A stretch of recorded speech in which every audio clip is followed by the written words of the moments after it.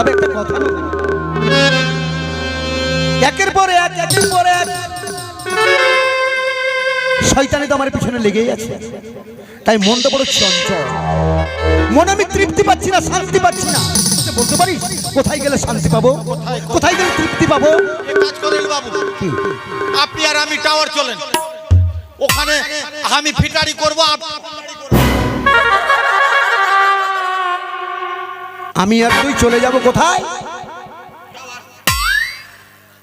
Tower মানে তো আমি বুঝতে পারলাম না বাবা। ওই যে ওই উঁচাতে সবাই কাজ করে না, ও যারা বাইরে কাজ করতে যায়, আমি ফিটারি করব আর আপনি আমি রান্না করব, ভান্ডারি।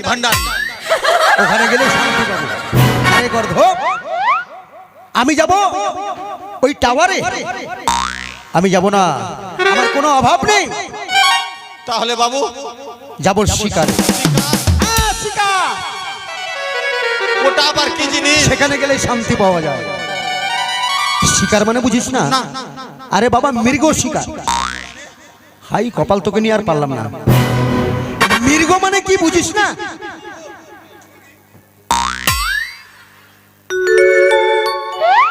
বাবু কি বললেন যেন? মৃগ। ও হ্যাঁ, মৃগ মানে জানি, ওই যে মুরগি। মৃগ মানে মুরগি।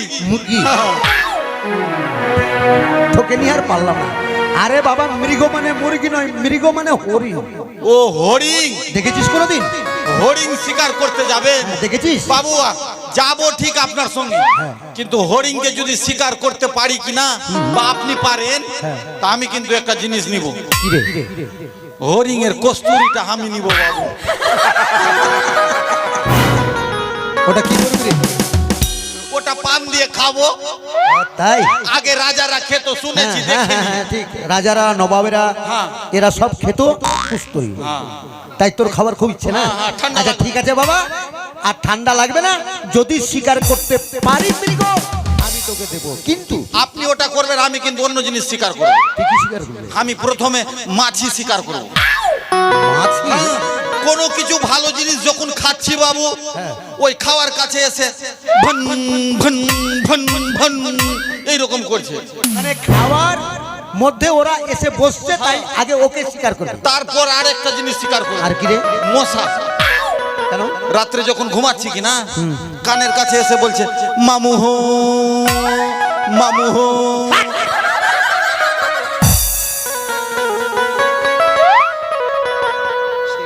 ওটা ওখানে ডুবান্ত বাবু, ওখানে ডুবান্ত।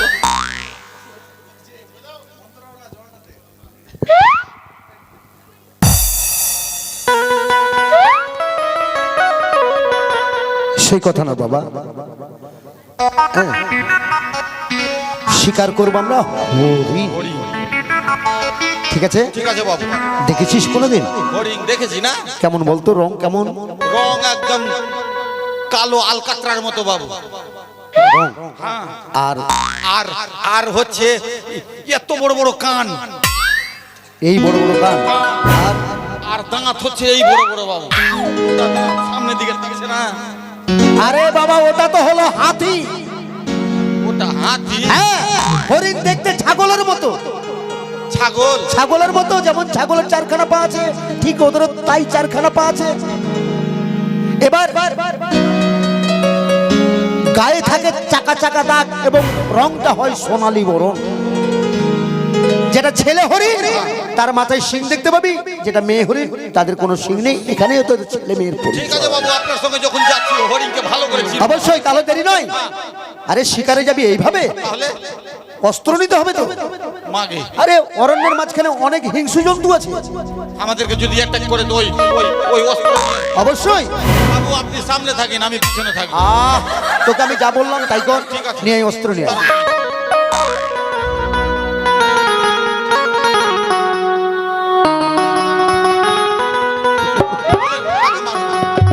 আরে এখানে কাউকে তোকে মারতে হবে না, এখন যেতে হবে। হ্যাঁ ঠিক আছে বাবু, চল।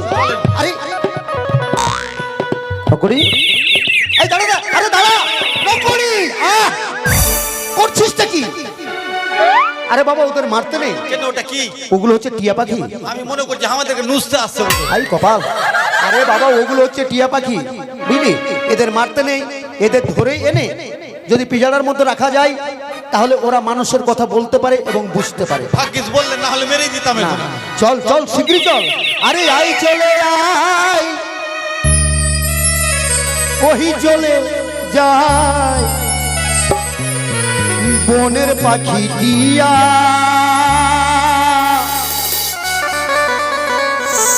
বনের পাখি বনের পাখি টিয়া, বনের পাখি টিয়া।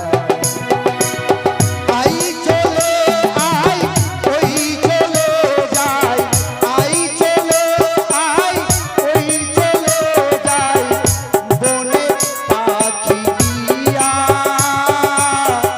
বনের পাখি টিয়া,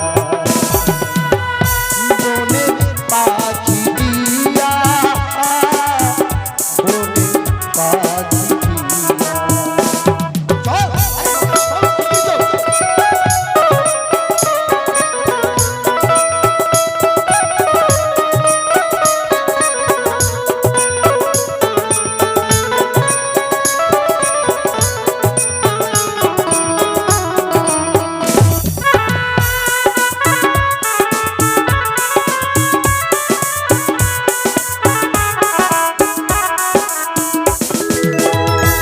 আমরা হলাম রাজার ছেলে, করব শিকার উভয় মিলে।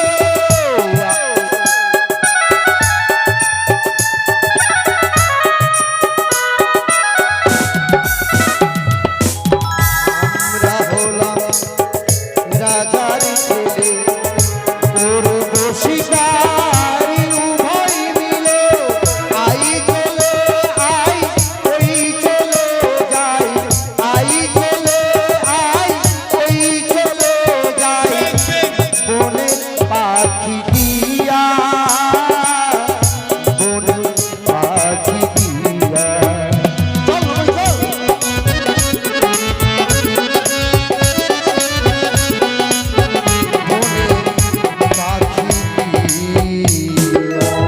বাবু বাবু, কি রে? ব্যাং ব্যাং ব্যাং ব্যাং ব্যাং আরে!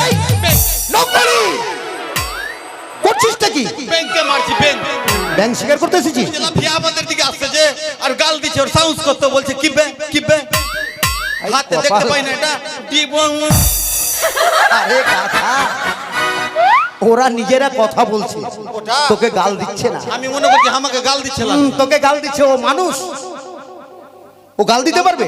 ওরা নিজেরাই কথা বলছে। নকরি হ্যাঁ বাবু। ওই যে দেখছিস, এটাই বল নাকি এই যে সম্মুখে দেখতে পাচ্ছিস না, বাবু? এটাই হচ্ছে গভীর অরণ্য। বাবু হ্যাঁ। বলছি, বনের মুখ কোনটা আর পাছা কোনটা? আরে বাবা, অরণ্যের আবার মুখ আর পিছন থাকে নাকি? কারণ যেটা দিয়ে যে ঢুকবো ওটা মুখ হবে, ওটা হচ্ছে প্রবেশ পথ। আর যেটা দিয়ে বের হবো ওটা। ভাই কপাল, তোকে আর নি আমি পারলাম না, তুই আমার মাথা খেয়ে ফেলবি। তবে নকরি, হ্যাঁ বাবু। অনেক দূরের পথ অতিক্রম করে আসলাম বাবা, আমি বড় ক্লান্ত হয়ে পড়েছি। তুই একটা কাজ কর না বাবা, করবো? এই বৃক্ষের নিচে বসে আমি বিশ্রাম করছি। চল লাখের বেটা, চল লাখ রে। কেন রে, কি হলো রে? মানে আপনি বাঁচবেন আর বনের মধ্যে আমাকে পাঠাবেন, আমাকে খাবে না। আরে বাপ নয়, বাঘ। বাপ নয়, হাত বাবা। আমাকে খাবে না। কে খাবে? ওই যে অস্ত্র, এই সমস্ত জিনিস দেখলে ওরা হিংস্র জন্তু ভয় পায় বাবা। যদি আসে কিনা বাবু? আরে তোর হাতে দেখতে পেলে তো ওরা পালিয়ে যাবে। আমার সামনে যদি আসে এইরকম করে ঢুকিয়ে দিব একদম। তুই যেভাবে করছিস মনে হয় আমাকে। না না, আপনাকে কেন বাবু? তাহলে দেরি করিস না বাবা, আমি এই বৃক্ষের নিচে বসে একটু বিশ্রাম করছি। যদি শিকার করতে না পারিস তাহলে আমাকে ডাক দিবি, আমি ছুটে এসে নিজেই শিকার করবো। ঠিক আছে, কেমন? ঠিক তবে শিকার কি করবি? হরি। তবে আমি একটু বিশ্রাম করছি বাবা, শীঘ্রই যা।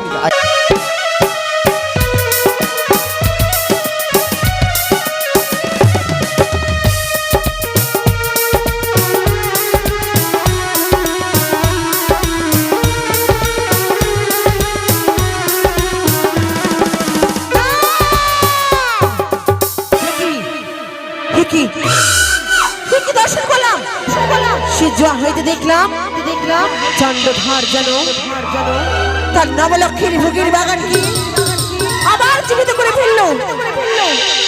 আমি যে ব্যর্থ হলাম কি করব কোনো উপায় নেই, কোনো বুদ্ধি নেই। আমি যে বিফল যদি হয়ে যায় মানবের কাছে, কোনোদিন দেবের স্বীকৃতি পাবো না। কোথায় দেবী নেতা?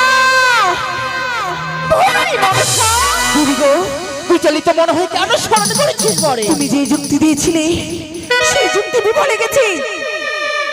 ওই যে দেখো চন্দ্রধার যেন নবলক্ষ্মীর ভোগীর বাগান পুনরায় জীবিত করে তুলেছে।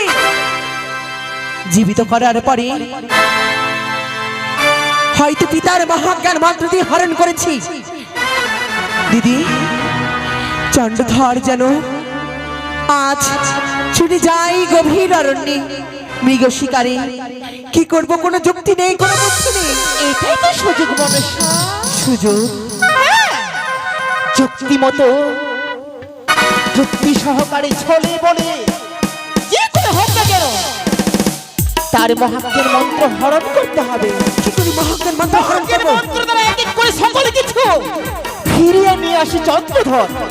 তার যে মহাজ্ঞান মন্ত্র রয়েছে, তুই যে মায়াবিনী বহুরূপ ধারণ করতে পারিস। বেশ, উত্তম যুক্তি দিয়ে আশীর্বাদ করো যেন এই কার্যে বিফল না হয়, এই কার্যে যেন উত্তীর্ণ হতে পারি। তাই যেন হয় মনসা, কিন্তু সাবধান থাকিস চন্দ্রধর যেন কোনো মতে চিনতে না পারে।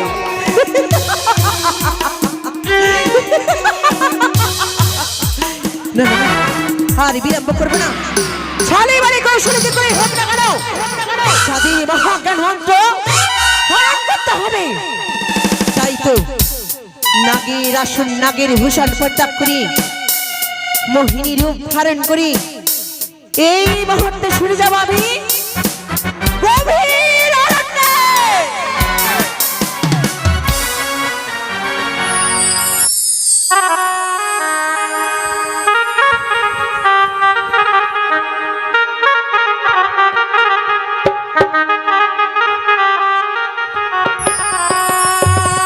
ওই তো আছে চন্দ্রধর যেন মৃগু শিকারী এসেছে এই অরণ্যে। না না, ছলে বলে কৌশলে যেভাবে হোক তার মহাজ্ঞান মন্ত্রকে আমায় করতে হবে হরণে। তাই দেরি করবো না, যাই, ছুটে যাই ওই চন্দ্রধরের সম্মুখে ছুটে যায়। চাপা ফুলের ডালে প্রজাপতি দলে, চাপা ফুলের ডালে প্রজাপতি দলে, আমি কি কারি বলে দলিব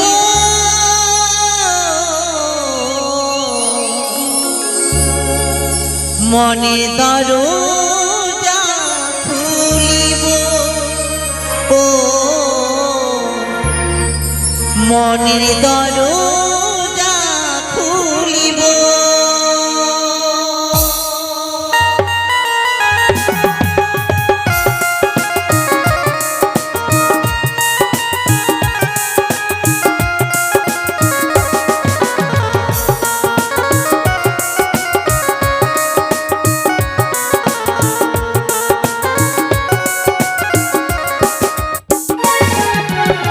চাপা ফুলের ডালে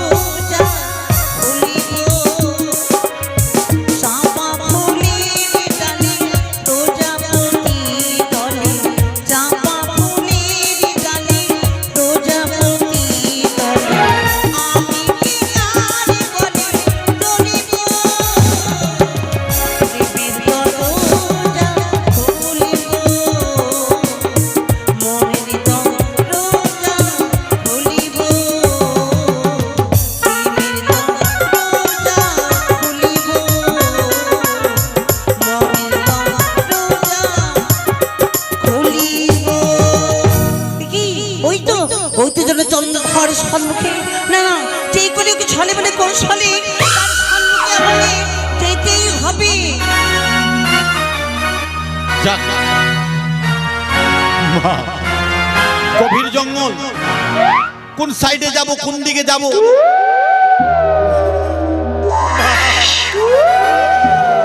মা, বাবু আমাকে বাঁচাও বাবু। বাঁচা, কে কোথায় রয়েছো? বাঁচা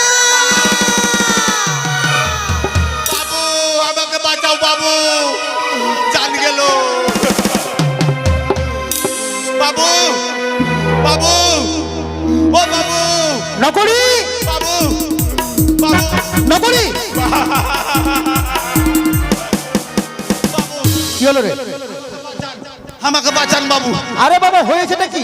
আমি আমি আর স্বীকার করতে পারবো না বাবু। আরে উঠে দাঁড়া, উঠে দাঁড়া, উঠে দাঁড়া। মাগে, কি হয়েছে রে? একটুর জন্য স্বীকার করে নিতাম বাবু, যখন স্বীকার করতে যাচ্ছি কিনা হ্যাঁ। মনে ভাবলাম হাতে নিয়ে অস্ত্র চালাবো, তারপর তখন কে কান্না করতে লাগলো বাবু। কান্না? হ্যাঁ এই গভীর অরণ্যে? হ্যাঁ, তোর মাথাটা ঠিক আছে তো বাবা? মাথা ভালো আছে দেখলেন না তো? সেই মাথা নয়, মাথা তো ঠিক আছে কিন্তু তোর মাথার ভিতরে যেটা ঘিলু আছে সেটা ঠিক নেই। এখন কি করে বলবো, তাহলে তো মাথা ভেঙে দেখতে হবে। আরে এই গভীর অরণ্যের মাঝখানে, এত বড় অরণ্য, এর মাঝখানে আবার কেউ কাঁদবে, তুই কি করে ভাবলি? বাঁচা, ওগো বাবা গো। নকরি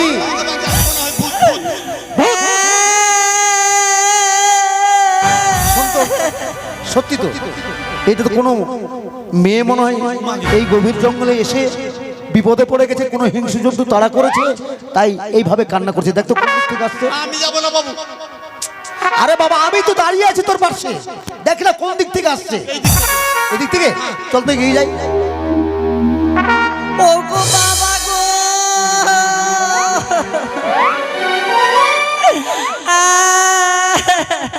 তুই আবার পালাচ্ছিস কেন রে? আমি নাই, আমি নাই। আরে বাবা আমি আছি, তোর ভয় কিসে? তুই এখানে আয়।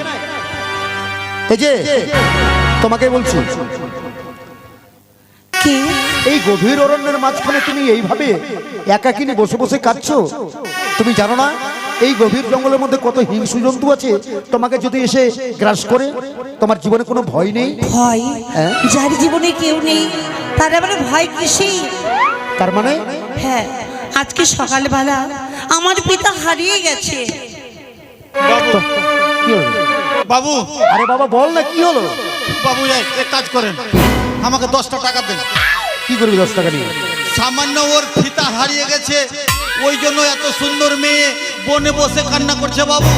ওই 10 টাকা দিয়ে আমি ফিতা কিনে এনে ওকে দিব বাবু, ওকে কাটতে দিব না। পিতা হ্যাঁ দেন, 10 টাকা দেন।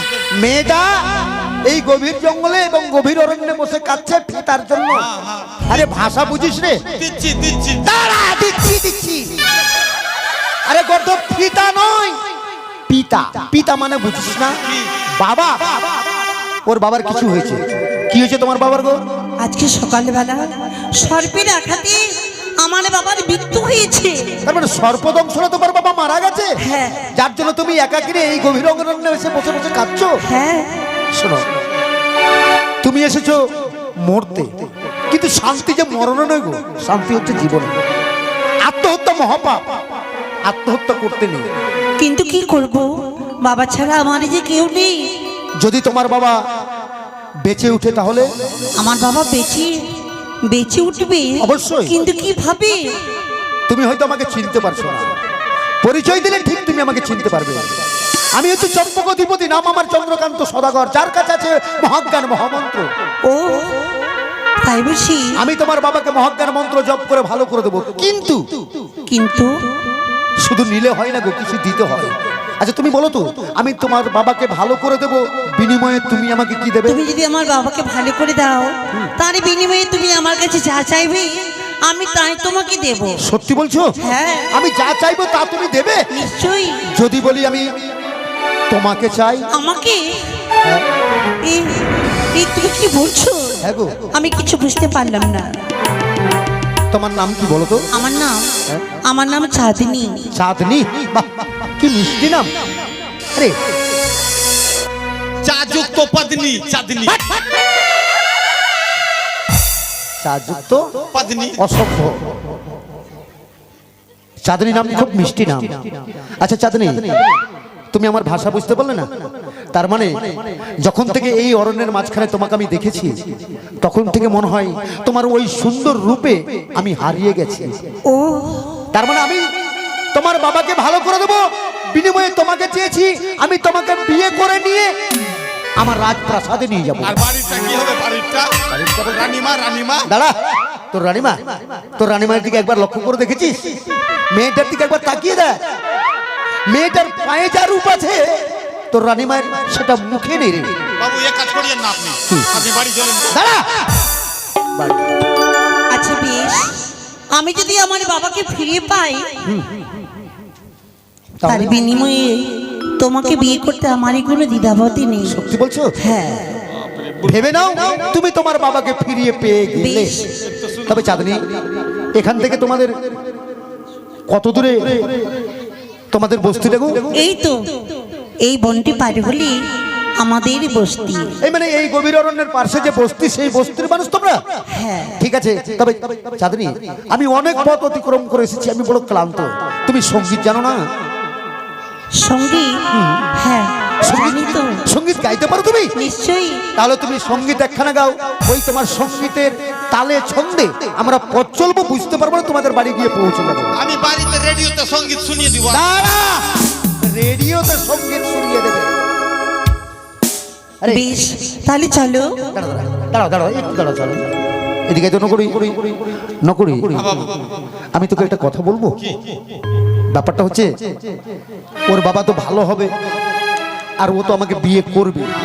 এবার ওকে নিয়ে যে রাজপ্রাসাদে গিয়ে সিংহাসনে বসবো, আমাদের মানানো সহিটা তুই দেখবি না? মানাবে কি মানাবে না? সত্যি বাবু, সেই দাঁড়া, একটু এদিকে আসুন তো। এসে তো চাঁদনি, একটু এদিকে এসো। এই দেখ, বাপরে, সেই লাগছে বাবু, সেই আপনাকে সেই লাগছে। সেই আর এটা হচ্ছে মা লক্ষ্মী, আর আপনি ওর পাশে মানে লক্ষ্মীর বাহন পেঁচার মতো লাগছে। কি? আমি তোকে মেরে শেষ করবো পদার্থ। ও হচ্ছে লক্ষ্মী আর আমি তার পাশে পেঁচা। না ওটা কি থাকছে না, আর ওটা নারায়ণ। আপনাকে আমের মতো লাগছে আর ওকে সীতার মতো লাগছে। আম নয় রে গর্ধব রাম। বেশ তবে চলো, ওর কথা ছেড়ে দাও তুমি। সত্যি বলেছে, চলো। ও একটু পাগল মতো। বেশ, ওই তো এই বনটি পার হলে আমাদের বস্তি। তাহলে এবার তুমি সঙ্গীত গাও। কবে যাব তোমার বাড়ি,